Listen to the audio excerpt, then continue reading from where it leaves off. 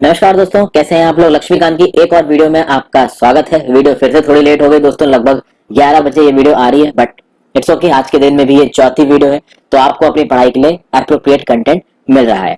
जो पहली चीज आज हम लोग देखने वाले हैं directive principles of state policy में, वो है features of the directive principles, और दूसरा हम लोग शुरुआत कर देंगे classification of the directive principles के बारे में। तो सोशलिस्टिक डायरेक्टिव प्रिंसिपल्स को आज हम लोग खत्म करने की कोशिश करेंगे। जितना ज्यादा डिटेल में मैं समझा सकता हूं, जैसा कि मैंने पहले भी समझाया, उतना ज्यादा मैं समझाने की कोशिश करूंगा। पूरी कोशिश करूंगा कि एक एक लाइन को तोड़ के मैं आपको समझा दूं। आगे बढ़ने से पहले आई होप ये किताब अपने सामने खरीद कर रख ली होगी और मेरे साथ बैठ के पढ़ रहे हैं। देखिए, जब directive principles of state policy की शुरुआत हुई तो part 4 of the Indian constitution में आते हैं, सबसे पहली चीज। दूसरा, आर्टिकल 36 से लेकर आर्टिकल 51 में आते हैं। अब आप लक्ष्मीकांत के नोट्स एंड रेफरेंसेस में देखोगे अगर दोस्तों, तो वहां पे ये बताएगा कि देखिए, इफेक्टिवली देखा जाए तो डायरेक्टिव प्रिंसिपल्स केवल आर्टिकल 38 से 51 में है, लेकिन वैसे 36 से 51 है। तो अगर effectively directive principles of state policy article 38 से 51 में दिए हुए हैं, तो आर्टिकल 36 में क्या है और आर्टिकल 37 में क्या है, इस चीज को समझना बहुत जरूरी हो जाता है। तो सबसे पहले आर्टिकल 36 और आर्टिकल 37 के टेक्स्ट को देखते हैं। आगे बढ़ने से पहले फ्रेंड्स, एक और इन्फॉर्मेशन मैं आपको दे दूं कि देखिए, अगर आपको कोई डाउट है तो आप मुझसे इंस्टाग्राम पे जुड़ के पूछ सकते हैं। उसके अलावा दोस्तों, कभी कभी मेरी YouTube वीडियोस की नोटिफिकेशन आपको नहीं जाती है, बहुत बार कमेंट्स में बात पता चलती है और मैं खुद भी इस चीज को देखता हूं।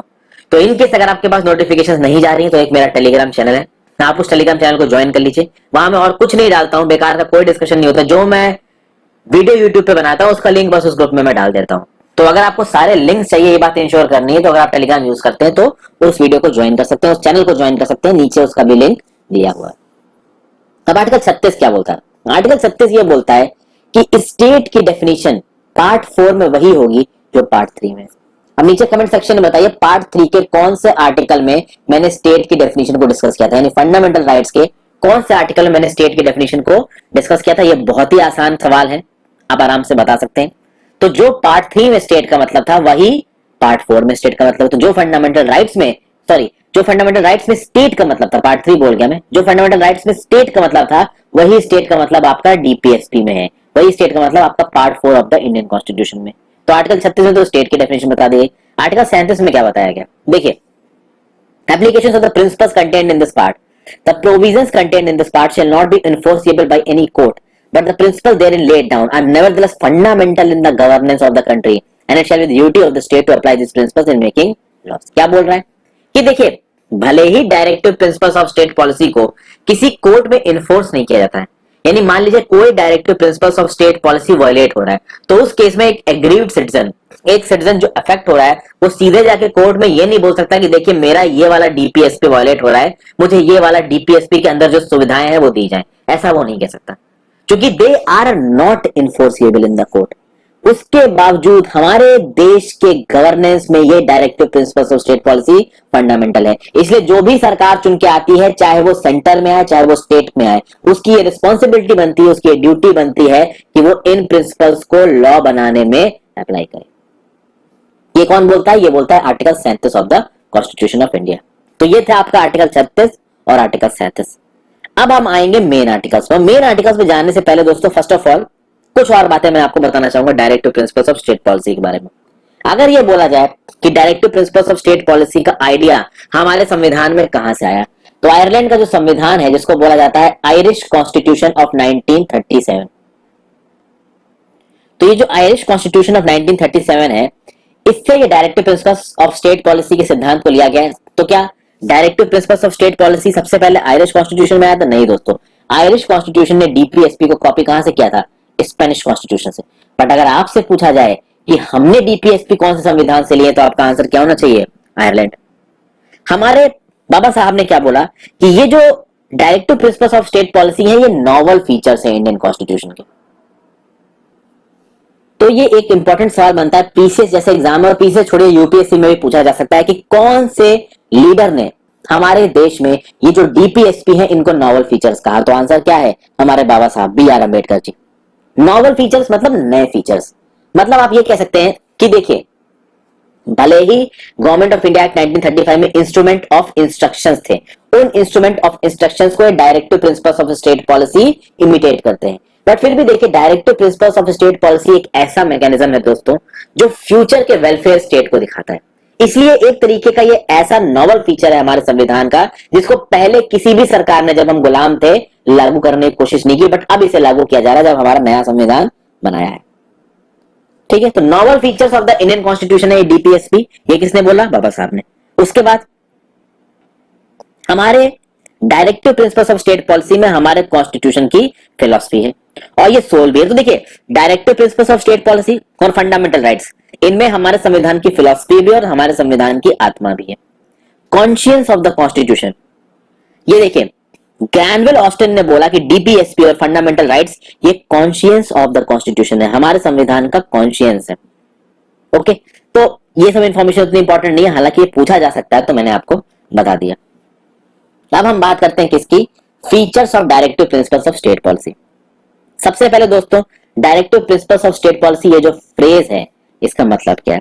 इसका मतलब ये है कि ये वो डायरेक्टिव्स हैं गवर्नमेंट को कि जब भी सरकार, और सरकार का मतलब यहाँ पे स्टेट, सॉरी सरकार तो मैं एक स्पेसिफिक शब्द बोल गया, मुझे स्टेट बोलना चाहिए, क्योंकि स्टेट में सरकारें भी आ जाती हैं और सरकारों की जितनी ब्रांचेस होती हैं, जितने भी गवर्नमेंट कंट्रोल मैकेनिज्म्स होते हैं, वो सब कुछ स्टेट के अंदर आ जाते हैं और सरकार भी आ जाती है स्टेट के अंदर। तो स्टेट जब भी कोई नियम कानून बनाएगा, चाहे वो नियम कानून आपका लेजिस्लेटिव हो, एग्जीक्यूटिव हो, एडमिनिस्ट्रेटिव हो, कोई भी नियम कानून हो, वो स्टेट हमेशा directive principles of state policy को याद रखेगा। वो स्टेट हमेशा याद रखेगा कि हमें कुछ डायरेक्टिव्स दिए गए हैं और हमें उस डायरेक्टिव्स को मानना है, और ये कॉन्स्टिट्यूशनल इंस्ट्रक्शंस हैं। ये डायरेक्टिव्स हमें हमारे संविधान ने दिए हैं, तो ये सबसे ज्यादा जरूरी है। ठीक है, स्टेट की डेफिनेशन क्या है, ये आप पार्ट 3 में जाके स्टेट की डेफिनेशन देखिए, वहां पे आपको समझ में आ जाएगा। लक्ष्मीकांत ने पहले पॉइंट में स्टेट की डेफिनेशन के अंदर क्या क्या आता है ये बता रखा है, मैं पहले डिस्कस कर चुका हूं बहुत डिटेल, इसलिए यहाँ पे मैं इसको रिपीट नहीं कर रहा हूं। तो स्टेट के जितने भी ऑर्गन्स है, स्टेट की डेफिनेशन दे रखी है पार्ट 3 में। वो सारे ऑर्गन्स जब भी अपना कोई लेजिस्लेटिव, एग्जीक्यूटिव या फिर एडमिनिस्ट्रेटिव नियम कानून बनाएंगे, तो उसमें इन डायरेक्टिव्स को याद रखेंगे। ये हो गया इसका पहला फीचर। दूसरे फीचर पे आ जाते हैं। दूसरा फीचर है instrument of instructions. Instrument of instructions कहां दिए गए हैं? ये दिए गए हैं government of India act of 1935। ये इंस्ट्रूमेंट ऑफ इंस्ट्रक्शंस क्या थे दोस्तों? देखिए, ब्रिटेन की तरफ से इंडिया में ब्रिटिश राज के दौरान कौन रूल करने आता था? Governor general. तो बंगाल में गवर्नर जनरल बैठता था, बाकी दूसरी प्रेसिडेंसी थी, वहां पे गवर्नर बैठते थे, वो गवर्नर्स गवर्नर जनरल के अंदर काम करते थे। तो गवर्नमेंट ऑफ इंडिया एक्ट 1935 के अंदर ये जो इंस्ट्रूमेंट ऑफ इंस्ट्रक्शंस थे ना, ये किसको थे? ये इंस्ट्रूमेंट ऑफ इंस्ट्रक्शंस वो गवर्नर जनरल को थे, या अलग अलग प्रोविंसेस के जो गवर्नर थे उनको थे। तो इन इंस्ट्रूमेंट ऑफ इंस्ट्रक्शंस ने ये बोला इन गवर्नर जनरल्स को या गवर्नर्स को कि आप किस तरीके से काम करेंगे। उसी तरीके से directive principles of state policy ने हमारे स्टेट को ये बोला कि आप किस तरीके से काम करेंगे। समझ गए दोस्तों? तो कुल मिला के कहा जा सकता है कि जो directive principles of state policy है, ये इंस्ट्रूमेंट ऑफ एक्सेशन का, सॉरी, इंस्ट्रूमेंट ऑफ इंस्ट्रक्शंस का नया नाम है। तो देखिए, बाद में इंस्ट्रूमेंट, अगर आपके सामने कुछ इस तरीके का सवाल आता है कि इंस्ट्रूमेंट ऑफ इंस्ट्रक्शंस को बाद में क्या कहा जाने लगा, तो इनको कहा जाने लगा डीपीएसपी। ये इंस्ट्रूमेंट ऑफ इंस्ट्रक्शंस ब्रिटिश सरकार देती थी गवर्नर जनरल को, गवर्नर को। अब डीपीएसपी, हमारा संविधान इन डीपीएसपी को देता है किसको? स्टेट को। स्टेट के अंदर जितनी भी बॉडीज आती हैं उनको ये डीपीएसपी एक डायरेक्टिव की तरह मिलते हैं कि स्टेट किसी भी फील्ड में इनको डायरेक्टिव्स की तरह लेंगे। मतलब उनको अपनी सारे फंडामेंटल पॉलिसी मेकिंग में, डिसीजन मेकिंग में, चाहे वो एग्जीक्यूटिव हो, एडमिनिस्ट्रेटिव हो, इन डायरेक्टिव्स का ध्यान रखना है। ओके, फिर देखते हैं directive principles of state policy का एक इंपॉर्टेंट ऑब्जेक्टिव। इंपॉर्टेंट ऑब्जेक्टिव ये है दोस्तों कि हमारा इंडिया, जो कि एक मॉडर्न डेमोक्रेटिक स्टेट है, इसमें कॉम्प्रिहेंसिव इकोनॉमिक प्रोग्राम, एक कॉम्प्रिहेंसिव सोशल प्रोग्राम, एक कॉम्प्रिहेंसिव पॉलिटिकल प्रोग्राम। किस तरीके का प्रोग्राम? हमारे देश में इकोनॉमिक इक्वालिटी को लाने के लिए, हमारे देश में सोशल इक्वालिटी को लाने के लिए, हमारे देश में पॉलिटिकल इक्वालिटी को लाने के लिए। आप हमारे प्रेम्बल को पढ़िए, उस प्रेम्बल में जस्टिस, लिबर्टी, इक्वालिटी और फ्रेटर्निटी की बात की गई है। तो जस्टिस, लिबर्टी, इक्वालिटी और फ्रेटर्निटी को प्राप्त करने के लिए हमारे डीपीएसपी में बहुत सारे आर्टिकल दे रखे हैं और उस आर्टिकल को हम लोग आगे अभी देखेंगे। तो ये जो हमारा directive principles of state policy है, ये एक्चुअली में करने की क्या कोशिश कर रहा है? ये इंडिया को एक वेलफेयर स्टेट बनाने की कोशिश कर रहा है, और वेलफेयर स्टेट पुलिस स्टेट से बिल्कुल अलग होता है। अब आप बोलोगे कि भाई पुलिस स्टेट का क्या मतलब है? तो पुलिस स्टेट का मतलब आपको नोट्स एंड रेफरेंसेस में दिया गया है। एक ऐसा स्टेट जहां पे मेन काम है लॉ एंड ऑर्डर को मेंटेन करना, कंट्री को एक्सटर्नल एग्रेशन से बढ़ाना, लेकिन देश के लोगों के साथ क्या चल रहा है उससे कोई लेना देना नहीं। 19वीं शताब्दी में जो इंडिविजुअलिज्म की थ्योरी थी, लेजर फेयर की थ्योरी थी। लेजर फेयर की थ्योरी क्या बोलती है कि भाई जैसा चल रहा है चलने दो। लेजर फेयर बेसिकली होता यह है दोस्तों कि जो गवर्नमेंट है वो रोजमर्रा की कामों में इंटरफेयर ही नहीं कर रही है। तो मान लीजिए कुछ प्राइवेट कंपनियां हैं, वो प्राइवेट कंपनियां मार्केट में कुछ भी करें, उनको रेगुलेट करने के लिए जो गवर्नमेंट है वो कुछ कर ही नहीं रही। तो जब गवर्नमेंट का इंटरवेंशन बंद हो जाता है तब एनार्की आने लगती है। उस कंडीशन को बोला जाता है लेजर फेयर। LAISSEZFAIRI। कुछ इस तरीके की चीजें हमारे देश में ना आ जाएं, ये ऑब्जेक्टिव है हमारे डायरेक्टिव प्रिंसिपल्स का। तो हमारे डायरेक्टिव प्रिंसिपल्स क्या बोलते हैं भाई? जस्टिस होना चाहिए, लिबर्टी, इक्वलिटी, फ्रेटर्निटी होनी चाहिए, उसके साथ साथ सोशल एंड इकोनॉमिक डेमोक्रेसी होनी चाहिए हमारे देश में। तो सोशल और इकोनॉमिक डेमोक्रेसी के सिद्धांत को भी पूरा करने की कोशिश करते हैं ये डीपीएसपी। फिर डीपीएसपी नॉन जस्टिसिएबल नेचर है, ये मैंने आपको शुरुआत में बता दिया। अगर ये वायलेट होते हैं तो आप कोर्ट में नहीं जा सकते। इसीलिए ना सेंट्रल गवर्नमेंट को, ना स्टेट गवर्नमेंट को, ना ही किसी लोकल गवर्नमेंट पे ये जोर जबरदस्ती की जाती है कि नहीं भाई आप directive principles of state policy को लागू करिए। तो directive principles of state policy में अगर राइट टू वर्क एक directive principles of state policy है तो कुल मिला के कल कोई अनएम्प्लॉयड पर्सन जुडिशरी के पास जाके ये नहीं बोल सकता कि भैया हमें नौकरियां दो, क्योंकि हमारे देश में तो कितने सारे अनएम्प्लॉयड लोग हैं। अब वैसे तो हमारे डीपीएस में लिख रखा है कि सबके पास एम्प्लॉयमेंट होनी चाहिए, तो क्या सबके पास एम्प्लॉयमेंट है? नहीं है ऑब्वियसली। तो कल की डेट में हर आदमी खड़ा होकर जाके कोर्ट में ये नहीं बोल सकता कि भाई मेरे पास एम्प्लॉयमेंट नहीं, मुझे एम्प्लॉयमेंट दो, क्योंकि इन directive principles of state policy को कंपेल करके इंप्लीमेंट नहीं किया जा सकता। बट इसका मतलब ये नहीं है कि स्टेट ध्यान नहीं रखेगा, स्टेट पूरी तरीके से ध्यान रखेगा कि सबको एम्प्लॉयमेंट मिले, सबको एक अच्छी जिंदगी मिले। बट स्टेट को कंपेल नहीं किया जा सकता, स्टेट के साथ जोर जबरदस्ती नहीं की जा सकती कि नहीं भाई आप ये करो ही करो। तो article 37 of the Indian constitution यही तो कह रहा था। Article 37 of the Indian constitution ये कह रहा था कि देखिए directive principles of state policy हमारे देश के मैनेजमेंट के लिए, एडमिनिस्ट्रेशन के लिए बहुत ज्यादा जरूरी है। और जब भी कोई डिसीजन मेकिंग अथॉरिटी कोई भी डिसीजन लेगी, चाहे वो कोई भी अथॉरिटी हो, गवर्नमेंट हो, गवर्नमेंट का कोई ऑर्गेनाइजेशन हो, गवर्नमेंट डिपार्टमेंट हो या कोई गवर्नमेंट फंडेड कंपनी हो, तो वो इस बात को ध्यान रखेगी कि directive principles of state policy को इंप्लीमेंट किया जाए। ओके, ये बात बोली गई। अब देखिए The directive principles, though non-justiciable in nature, help courts in examining and determining the constitutional validity of law.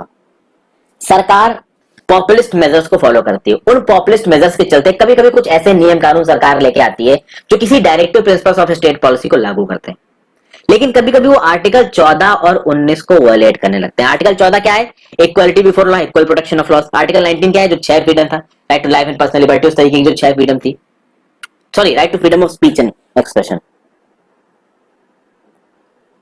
Right to life and personal liberty तो आर्टिकल 21 में। तो देखिए आर्टिकल 19 में जो 6 फ्रीडम्स और आर्टिकल 14 में जो इक्वालिटी बिफोर लॉ है, इनमें कुछ एक्सेप्शंस किए गए हैं। वो एक्सेप्शंस रीजनेबल रिस्ट्रिक्शंस है। उन रीजनेबल रिस्ट्रिक्शंस में कुछ directive principles of state policy आ सकते हैं। उसके बाद मैंने आपको आर्टिकल 31 से बताया, आर्टिकल 31 बी बताया था, आर्टिकल 31 सी बताया था, इससे पहले वाली वीडियो में शायद बताया था। वहां पे मैंने आर्टिकल 39 बी और आर्टिकल 39 सी के बारे में बात की थी। अगर उस वीडियो को नहीं देखा है तो जरूर जाके देखिए, वहां पे बहुत इंपॉर्टेंट कंसेप्ट बताए गए। तो बताया था कि भाई directive principles of state policy के आर्टिकल 39 बी या आर्टिकल 39 सी के लागू करने के लिए अगर आर्टिकल 14 और 19 वायलेट होता है तो उसको नल एंड वॉइड नहीं माना जाएगा। हालांकि इसके खिलाफ एक अपील जा सकती है सुप्रीम कोर्ट में, बट सुप्रीम कोर्ट को अगर सही लगा कि हाँ भाई कोई ऐसा नियम कानून बनाया गया है जो डीपीएसपी को लागू कर रहा है बट कुछ हद तक वो 14 और 19 को वायलेट कर रहा है, तो उस केस में उस डीपीएसपी को मान्य माना जाएगा, उसको नल एंड वॉइड नहीं कहा जाएगा। तो भैया सुप्रीम कोर्ट कुछ केसेस में डायरेक्टिव प्रिंसिपल्स को लागू मान सकती है, भले 14-19 को वायलेट कर रहे हो। ओके दोस्तों, तो कुछ जगहों पे, सिलेक्टेड जगहों पे directive principles of state policy को फंडामेंटल राइट से ज्यादा इंपॉर्टेंस दी गई है। ओके, अब हम आते हैं दोस्तों क्लासिफिकेशन ऑफ डायरेक्टिव प्रिंसिपल्स पे। क्लासिफिकेशन ऑफ डायरेक्टिव प्रिंसिपल्स बहुत इंपॉर्टेंट है। 3 तरीके के डायरेक्टिव प्रिंसिपल्स हैं, socialistic directive principles, Gandhian directive principles, liberal intellectual directive principles. सबसे पहले देखते हैं सोशलिस्टिक डायरेक्टिव प्रिंसिपल। सोशलिस्टिक में कौन सी फिलॉसफी आ जाती है? सोशलिज्म की फिलॉसफी में आ जाती है। सोशलिज्म की फिलॉसफी क्या बोलती है दोस्तों? Socialist state. सोशलिस्ट स्टेट मतलब कैपिटलिस्ट नहीं है। कैपिटलिस्ट में स्टेट में क्या होता है दोस्तों? प्राइवेट ओनरशिप होती है। तो प्राइवेट इंटरप्राइजेस होंगे, वो इकोनॉमी में काम करेंगे, नौकरियां बढ़ेगी, इस तरीके से इकोनॉमी आगे बढ़ेगी। सोशलिज्म में क्या होता है कि गवर्नमेंट के पास बहुत ताकत होती है, सारे जो रिसोर्सेज है इकोनॉमी के, सारे जो मीन्स है इकोनॉमी के, वो गवर्नमेंट के हाथ में है और गवर्नमेंट लोगों के लिए बहुत सारे डिसीजंस लेती है। ये सोशलिज्म की बहुत लेमैन लैंग्वेज में फिलॉसफी है। तो भाई directive principles of state policy में कुछ ऐसे सोशलिस्टिक प्रिंसिपल हैं जो हमारे देश को एक डेमोक्रेटिक सोशलिस्ट स्टेट बनाने की कोशिश करते हैं। मतलब उनके थ्रू हमारे देश के लोगों को सोशल जस्टिस मिलेगा, उनके थ्रू हमारे देश के लोगों को इकोनॉमिक जस्टिस मिलेगा। अब भैया सोशल जस्टिस तक तो ठीक है, इकोनॉमिक जस्टिस किस तरीके से देंगे इसको देखना जरूरी है। सोशल जस्टिस तो देखिए है हमारे यहाँ पे, कास्ट सिस्टम आप नहीं रख सकते, ये तो देखिए फंडामेंटल राइट्स में दे रखा है। बहुत सारे सोशल जस्टिस के सिद्धांत हमारे directive principles of state policy में भी दे रखे हैं। मेन चीज है इकोनॉमिक जस्टिस। इकोनॉमिक जस्टिस एक बहुत इंपॉर्टेंट चीज है, और जब आप बात करने लगते हो इकोनॉमिक जस्टिस की तब आप बात करते हो वेलफेयर स्टेट की। क्योंकि देखिए देश, हमारा देश जो था दोस्तों, सोशली तो बहुत कमजोर था, सोशल डिफरेंशिएशन इंडिया में बहुत था, लेकिन उससे भी एक बड़ी प्रॉब्लम थी जिसको बोला था इकोनॉमिक प्रॉब्लम। लोग बहुत गरीब थे और कहीं ना कहीं उनकी गरीबी उनकी सोशल प्रॉब्लम्स की वजह बनी। एक आदमी अगर आज की डेट में दोस्तों देखिए, सोशली पहले लोअर क्लास के लोगों को दबाया जाता था, सो कॉल्ड लोअर क्लासेस जो धर्म के ठेकेदार थे वो लोअर क्लासेस को दबा दिया करते थे। क्या आज की डेट में वही लोअर क्लासेस जिनके पास ठीक ठाक पैसे हैं, वो फाइनेंशियली एफ्लुएंट है, क्या उनको कोई दबा सकता है? ऑब्वियसली नहीं दबा सकता। ओके दोस्तों, वो नहीं दबेंगे क्योंकि उनके पास एक ताकत है, उनके हाथ में पैसे हैं। तो भले वो सोशली कमजोर हैं, बट फिर भी उनकी इकोनॉमिक पावर, उनकी सोशल पावर से होने वाले डिस्क्रिमिनेशन को कम कर देगी। ठीक है, तो सोशल जस्टिस और इकोनॉमिक जस्टिस की बात हो रही है सोशलिस्टिक प्रिंसिपल्स में। इसमें सबसे पहला आर्टिकल जो निकल के आता है वो है article 38 of the Indian constitution. Title क्या है? State to secure a social order for the promotion of welfare of people. इसमें दो प्रोविजंस दे रखे हैं, प्रोविजन 1 और प्रोविजन 2। प्रोविजन 2 को जोड़ा गया था 44th constitutional amendment act of 1978 से। देख लेते दोनों प्रोविजंस क्या है। प्रोविजन 1 क्या बोलता है? पहले तो आप वीडियो को पॉज करके इनको पढ़िए, फिर मैं समझाता हूं। आई होप पढ़ लिया होगा। तो प्रोविजन क्या बोल रहा है? The state shall strive to promote the welfare of the people by securing and protecting as effectively as it may a social order in which justice, social, economic, political shall inform all the institutions of national life। ये बोल रहा है दोस्तों कि जो state है वो state क्या करेगा? लोगों के वेलफेयर को प्रमोट करने की कोशिश करेगा जितना ज्यादा वो कर सकता है, और एक ऐसा सोशल ऑर्डर बनाने की कोशिश करेगा जहां सोशल जस्टिस मिलेगा, इकोनॉमिक जस्टिस मिलेगा और पॉलिटिकल जस्टिस भी मिलेगा। ये बात बोली गई। ये तो होगा इसका पहला पॉइंट। दूसरा पॉइंट क्या है कि स्टेट ये पूरी तरीके से कोशिश करेगा कि इन इनकम इनइक्वालिटीज को मिनिमाइज किया जाए। तो जो लोग पैसा कमाते हैं, ऐसा ना हो कि एक आदमी बहुत ज्यादा अमीर हो जाए और एक आदमी बहुत ज्यादा गरीब हो जाए। सबको बराबरी मिले, बराबर अपॉर्चुनिटीज मिले, ताकि वो अपने स्टेटस को इंप्रूव कर सके, उनको ज्यादा फैसिलिटीज मिल सके, उनको ज्यादा अपॉर्चुनिटीज मिल सके। और ऐसा ना हो कि सारी फैसिलिटीज अपॉर्चुनिटीज किसी एक तबके के पास कंसंट्रेट हो जाए और दूसरा तबका गरीब रह जाए। ये सब बात बोली गई। और जितना ज्यादा हो सके ये उन ग्रुप्स ऑफ पीपल को मिलनी चाहिए जो अलग अलग इलाकों में रिजाइड कर रहे हैं और अलग अलग वोकेशंस में, कामों में इन्वॉल्व है। ये जो दूसरा वाला प्रोविजन है, ये दूसरा प्रोविजन बहुत इंपॉर्टेंट है क्योंकि ये इनकम इनइक्वालिटी को कम कर रहा है। और इनकम इनइक्वालिटी इंडिया में एक बहुत बड़े समय के लिए एक जरूरी चीज रही थी। देखिए दोस्तों, सोशल डिस्क्रिमिनेशन को आप बैन कर सकते हो। अगर किसी लोअर क्लास के पर्सन को कोई अपर क्लास का पर्सन परेशान कर सकता है तो आप एक नियम कानून बना सकते हो और इस चीज को इलीगल बता सकते हो। लेकिन इकोनॉमिक इनइक्वालिटी को कम करना बहुत मुश्किल होता है। इन इकोनॉमिक इनइक्वालिटी काफी हद तक उस केस में होती है क्योंकि वो एजुकेशन पे डिपेंडेंट है, एक आदमी के एंडेवर पे डिपेंडेंट है। अब मुकेश अंबानी जी के जो पिताजी थे धीरू भाई अंबानी, अब धीरू भाई अंबानी ने अपना दिमाग लगा के, अपना एक्यूमेंट लगा के इतना बड़ा साम्राज्य खड़ा किया। धीरू भाई अंबानी के गांव में जो लोग रहते होंगे वो आज भी गरीब हैं। तो क्या धीरू भाई अंबानी के गरीब जो गांव वाले हैं वो जाके बोल सकते हैं कि भाई ये धीरू भाई अंबानी बहुत अमीर हो गया है, इसकी दौलत हम सबके बीच में बांट दो? नहीं बोल सकते दोस्तों, उसने अपनी काबिलियत से दौलत बढ़ाई है। तो जो ये प्रोविजन 2 है वो किस चीज की बात कर रहा है कि भाई इनकम इनइक्वालिटी नहीं होनी चाहिए। और इनकम इनइक्वालिटी को मिनिमाइज अगर आप करोगे एक लिमिट से ज्यादा तो आप मेरिट को डिस्करेज करोगे, और जब आप मेरिट के डिस्करेज करोगे तो आप देश की प्रोग्रेस को रोकोगे। तो प्रोविजन 2 को इंडिया में इंप्लीमेंट करना काफी मुश्किल है। ये एक व्यू पॉइंट है मेरा। आगे चलते हैं आर्टिकल 39। आर्टिकल 39 का टाइटल क्या है? Certain principles of policy to be followed by the state shall in particular direct its policy towards securing, पहला, that the citizens men and women equally have the right to an adequate means of livelihood. ये जरूरी चीज है कि भाई सारे main और women को एक एडिक्वेट मींस ऑफ लाइवलीहुड मिलना चाहिए। मतलब एक ऐसा लाइवलीहुड मिलना चाहिए ताकि जहां पे वो एक डिग्निफाइड जिंदगी को जी सके। फिर that the ownership and control of the material resources of the community are to be distributed as best to subserve the common good। तो जितने भी मटेरियल सोर्सेज है कम्युनिटी के, और material sources of the community में क्या आ जाएगा भाई? ये जो आप मिनरल्स का खनन करते हैं, माइनिंग करते हैं, ओके, जो फॉरेस्ट रिसोर्सेज हमारे, ये सब आपके material resources of the community है। इनका जो ओनरशिप है, इनका जो कंट्रोल है, वो कुछ इस तरीके से होना चाहिए कि पूरी कम्युनिटी को फायदा हो, कुल मिला के पूरे देश की जनता का फायदा हो, ना कि वो फायदा कुछ लोगों के पास चला जाए। हालांकि बहुत सारे केसेस में आप देखते हो फायदा किसी बड़े कॉर्पोरेट के पास ही जाता है। फिर तीसरा, that the operation of the economic system does not result in the concentration of wealth and means of production to the common detriment। यानी इकोनॉमिक सिस्टम कुछ इस तरीके से ना ऑपरेट हो कि वेल्थ किसी कुछ लोगों के पास कंसंट्रेट हो जाए, मीन्स ऑफ प्रोडक्शन कुछ लोगों के पास कंसंट्रेट हो जाए। तो अगर कंसंट्रेशन होगा तो मोनोपोली होगी, मोनोपोली होगी तो कुछ लोग डिसएडवांटेजेस पोजीशन में रह जाएंगे, जो कि नहीं होना चाहिए। फिर अगला point, equal pay for equal work.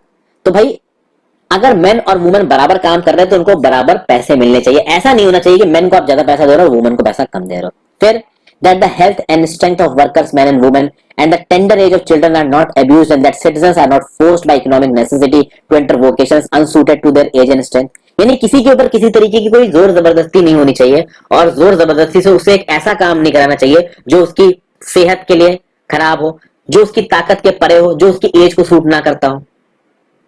Children का अब्यूज नहीं होना चाहिए। ये अब्यूज बहुत तरीके का हो सकता है। ये एक फिजिकल अब्यूज हो सकता है, ये एक मेंटल अब्यूज हो सकता है, ये एक अपॉर्चुनिटी का अब्यूज भी हो सकता है कि किसी एक बच्चे की पढ़ने की उम्र है और आप उससे काम करवा रहे हो किसी ढाबे में या चाय के ठाले पे, कहीं पे भी।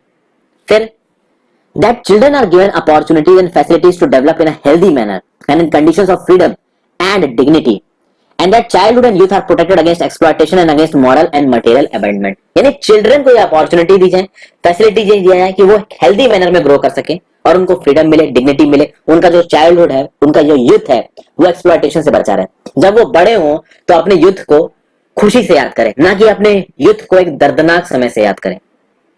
बहुत सारे अपने ऐसे बच्चे होते हैं दोस्तों जिनका यूथ बहुत अच्छा नहीं गया होता, तो इस तरीके की चीजें नहीं होनी चाहिए। एक बच्चे का यूथ अच्छा होना चाहिए, ये चीज सरकार को करनी है। उनका मॉरल अबेंडमेंट ना हो, उनका मटेरियल अबेंडमेंट ना हो, मतलब मॉरली उनको सपोर्ट मिले, मटेरियली उनको सपोर्ट मिले, उनको ऐसे फेंक ना दिया जाए कि भाई फेंक दिया सड़क पे वो भीख मांग रहा है, इस टाइप की चीज ना हो। ये जो लास्ट पॉइंट है ना एफ दोस्तों, इसको 42nd कॉन्स्टिट्यूशनल अमेंडमेंट एक्ट 1976 से अमेंड किया गया था। कितना अमेंड किया, क्या अमेंड किया, उसमें दिमाग लगाने की जरूरत नहीं है। मैं ऑलरेडी बहुत डिटेल में चीजें आपको बता रहा हूं, इतनी डिटेल में जरूरत है भी नहीं। फिर आगे चलते हैं। ये आर्टिकल 39A इंपॉर्टेंट जाता है। आगे पॉलिटी में बहुत सारी चीजें आपको आर्टिकल 39A से रिलेटेड बताऊंगा। आर्टिकल 39A काफी बार न्यूज में भी रहता है। ये बोलता क्या है, to promote equal justice and to provide free legal aid to the poor. मैं समझाता हूं। The state shall secure that the operation of the legal system promotes justice on a basis of equal opportunity and shall in particular provide free legal aid by suitable legislation or schemes or in any other way to ensure that opportunities for securing justice are not denied to any citizens by reason of economic or other disabilities। मतलब ये article 39A ये बोल रहा है कि भैया अगर कोई इंसान गरीब है तो उस गरीबी के बेसिस पे जस्टिस के फील्ड में उसके साथ किसी भी तरीके की कोई नाइंसाफी ना हो। सबसे पहले तो ये समझिए दोस्तों कि इस आर्टिकल को जोड़ा कब गया, इसको जोड़ा गया 42nd कॉन्स्टिट्यूशनल अमेंडमेंट एक्ट 1976 से। ये बात याद रखिएगा, दिस इज वेरी इंपॉर्टेंट। तो 42nd अमेंडमेंट एक्ट 1976 से आर्टिकल 39A को जोड़ा गया। ओके, अच्छा आप ध्यान दीजिएगा, एक आर्टिकल 39A ये भी है, आर्टिकल 39 सब क्लॉज ए, यहाँ पे छोटा ए है और ये बड़ा, ये 39 सब क्लॉज ए नहीं है, 39A है। तो इस बात को ध्यान रखिएगा। अब ये जो आर्टिकल 39A है ये क्या बोल रहा है कि भैया देखिए लीगल सिस्टम इस तरीके का होना चाहिए कि सबको जस्टिस मिले, सबको एक इक्वल अपॉर्चुनिटी मिले। तो मतलब ऐसा ना हो कि किसी एक पर्सन के पास पैसा है तो वो जाके कोर्ट में केस को अफोर्ड कर पा रहा है, कोई एक गरीब पर्सन है वो लॉयर को हायर नहीं कर पाया तो उसको जुडिशियल सेवाएं मिल ही नहीं रही है। तो सरकार को अगर ऐसे कुछ लेजिस्लेशन बनाने लगे, ऐसी कोई स्कीम बनाने लगे जिसके चलते कुछ लोगों को लीगल एड प्रोवाइड की जा सके सरकार की तरफ से, तो सरकार को ये करना चाहिए। तो क्या सरकार ने ऐसा किया है?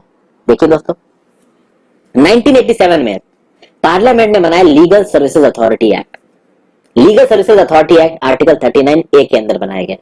इसका काम क्या है, एक नेशन वाइड यूनिफॉर्म नेटवर्क बनाना है for providing free legal services to the weaker sections of the society on the basis of equal opportunity. तो आर्टिकल 39A के बेस को पूरा करने के लिए क्या एक्ट आया, the national legal services authority act. इसका काम भी क्या है, अंडर द एक्ट अच्छा एक चीज और, ये जो एक्ट है 1987 का, इसका नाम है the legal services authorities act और इस लीगल सर्विसेज अथॉरिटी एक्ट के अंदर एक बॉडी बनाई गई जिसका नाम है NALSA, the national legal services authority. इस नालसा बॉडी का काम क्या है कि मॉनिटर करेगा और इवेल्युएट करेगा the implementation of legal aid programmes by laying down policies and principles for making the legal services available. तो कुल मिला के 1987 में एक एक्ट आता है और उस एक्ट के अंदर एक बॉडी बनती है नालसा। अब अगर आप बात करो दोस्तों लोक अदालत की, लोक अदालत किस तरीके की बॉडी है? लोक अदालत जुडिशियल बॉडीज है, ऑब्वियस सी बात है ये स्टैट्यूटरी बॉडीज हैं, क्योंकि लोक अदालत के बनने की बात कहां की गई है? The legal services authorities act. तो लोक अदालत को स्टैट्यूटरी स्टेटस कहां से मिलता है? The legal services authority act से स्टैट्यूटरी स्टेटस मिलता है किसको? लोक अदालत को। लोक अदालत की फंक्शनिंग कभी और समझेंगे, इस वीडियो में हम लोग लोक अदालत की फंक्शनिंग नहीं समझेंगे दोस्तों, काफी लंबा हो जाएगा। तो ठीक है, free legal aid to the poor. अब देखिए यहाँ पे मैं आपको फीचर्स बता रहा हूँ, सोशलिस्टिक डायरेक्टिव प्रिंसिपल्स की बात कर रहा हूँ। हालांकि आर्टिकल 39A अपने आप में ही एक बहुत बड़ा टॉपिक है, इसके लिए बहुत समय चाहिए, बट काम भर की चीजें मैंने आपको यहाँ पे बता दी। सबसे पहले ये याद रखिएगा 42nd कॉन्स्टिट्यूशनल अमेंडमेंट एक्ट 1976, फिर लीगल सर्विसेज अथॉरिटीज एक्ट 1987, फिर नालसा का बनना और लोक अदालत को स्टैट्यूटरी स्टेटस इससे मिला लीगल सर्विसेज अथॉरिटी एक्ट 1987 से। फिर हम बात करते हैं article 41 in the constitution of 1949। इसको आप पॉज करके पढ़िए, क्या बोलता है आर्टिकल 14? भाई राइट टू वर्क मिलेगा, राइट टू एजुकेशन मिलेगा, राइट टू पब्लिक असिस्टेंस मिलेगा। देखिए right to work, right to education, right to public assistance, इतना पढ़ के दोस्तों आप समझ में आया होगा कि इसमें से किसी चीज का राइट नहीं है। अब एजुकेशन की बात कर लीजिए, तो आर्टिकल 21 है, मैं आपको बता चुका हूं। आर्टिकल 21 में 6 से 14 साल तक के बच्चों को कंपलसरी एजुकेशन देनी है। तो क्या हायर एजुकेशन कंपलसरी है हमारे यहाँ? नहीं है दोस्तों, लेकिन directive principles of state policy में लिखा है कि हमारे पास राइट टू एजुकेशन है। तो कल की डेट में 18 साल का बच्चा, उसको इंजीनियरिंग करनी है, इंजीनियरिंग कॉलेज की फीस है 8 लाख रुपए, तो क्या वो जुडिशरी के पास जाके बोल सकता है कि भैया देखिए मेरे कॉलेज की फीस 8 लाख रुपए है, मुझे कोई बैंक लोन नहीं दे रही, मैं करूं क्या, मुझे पैसा दिया जाए? नहीं कर सकता, क्योंकि देखिए आर्टिकल 41 एक directive principles of state policy और डीपीएसपी कोर्ट में एनफोर्सिएबल नहीं होते। ठीक है, तो भले ही आर्टिकल 41 में राइट टू वर्क की बात की गई है, राइट टू एजुकेशन की बात की गई, राइट टू पब्लिक असिस्टेंस की बात की गई है, लेकिन बहुत सारे केसेस में ये सब चीजें मिलती नहीं है। क्योंकि यहाँ पे लिखा क्या है? लिखा है the state shall within the limits of its economic capacity and development, और ये हमारी लिमिट में है ही नहीं अभी। Make effective provision for securing right to work, to education and to public assistance in case of unemployment, old age, sickness and disablement. तो आप देखिए कुछ स्टेट गवर्नमेंट्स बेरोजगारी भत्ता देती हैं। तो यूपी में पहले बेरोजगारी भत्ता मिलता था कि भाई जो बेरोजगार है उसको साल में 1000 रुपया मिलेगा। अब भैया साल में 1000 रुपया कितना होता है? साल में था या महीने में था, मुझे एग्जैक्टली याद नहीं। तो क्या जितने भी बूढ़े लोग हैं सबको सपोर्ट मिलता है सरकार की तरफ से? जितने भी सिक लोग हैं सबको सपोर्ट मिलता है क्या सरकार की तरफ से? जितने डिसेबल्ड है सबको सपोर्ट मिलता है क्या सरकार की तरफ से? नहीं मिलता। हालांकि सरकार को देना है, but subject to the economic capacity of the government. और इकोनॉमिक कैपेसिटी नहीं सरकार कहां से देगी? पैसा पैदा तो ना करेगी। तो ये बात है कि आर्टिकल 41 है, बट आर्टिकल 41 है सोशलिस्टिक प्रिंसिपल, क्योंकि सरकार यहाँ पे लोगों की मदद करने की कोशिश कर रही है अप टू इट्स कैपेबिलिटी। फिर आगे आते हैं आर्टिकल 42 में, ये क्या बोल रहा है? Provision for just and human conditions of work and maternity relief. तो यहाँ पे भैया वर्क की जो कंडीशंस है वो जस्ट और ह्यूमन होनी चाहिए और मैटरनिटी रिलीफ मिलनी चाहिए, ये आर्टिकल 42 में बोल रखा है। हाँ, हर आर्टिकल को आपको बहुत प्रॉपर तरीके से समझने की जरूरत नहीं, एक लेआउट आपको पता होना चाहिए। तो हमने कौन कौन से आर्टिकल देखे? 36 देखा, 37 देखा, 38 देखा, 39 देखा, 39A देखा, 41 देखा और 42 देखा। अगली वीडियो से हम लोग आगे के आर्टिकल्स भी देखेंगे। तो भाई सोशलिस्टिक प्रिंसिपल्स खत्म करूंगा, फिर मैं गांधीयन प्रिंसिपल्स बताऊंगा, लिबरल इंटेलेक्चुअल प्रिंसिपल्स भी आपको अगले आर्टिकल में बताऊंगा, और मोस्ट प्रॉब्ली हम लोग न्यू डायरेक्टिव प्रिंसिपल्स के बारे में बात करेंगे, जैसे article 39A, article 43A, 48A, इन सब चीजों के बारे में भी हम अगले वीडियो में बात करेंगे दोस्तों। तो आई होप जो कुछ भी मैं आपको पढ़ा रहा हूँ, पढ़ने में आपको मजा आ रहा हो, चीजें समझ में आ रही हो, मैं जस्टिस कर पा रहा हूँ आपको पढ़ाने में। Thank you for watching my videos friends. ज्यादा से ज्यादा वीडियोस को शेयर करिए, काफी मदद मिलती है जब आप वीडियोस को शेयर करते हो।